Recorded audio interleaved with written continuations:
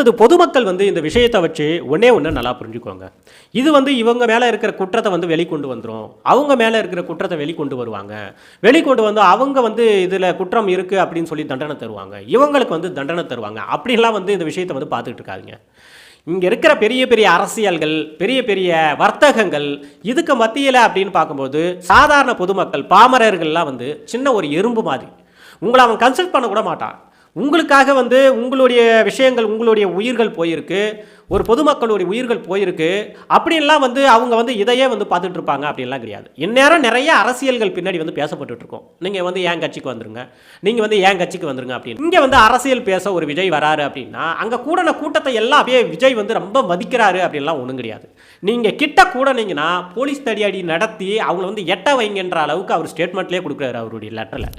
அந்த அளவுக்கெல்லாம் பார்த்தீங்க அப்படின்னா இங்கே இருக்கிற அரசியல் மேலே இருந்து பார்க்குறவங்களுக்கு பொதுமக்களை அவ்வளவு கன்சிடர்லாம் பண்ண மாட்டாங்க.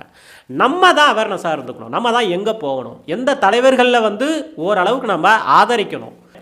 உண்மையை சொல்லப்போனால் இன்னும் ஒரு 4-5 மாதத்துக்கு அப்புறம் இந்த விஷயத்தை பற்றின எந்த விதமான விஷயமும் இருக்காது. இதில் யாரும் தண்டிக்கப்படவும் போகிறதில்லை, எதுவுமே கிடையாது.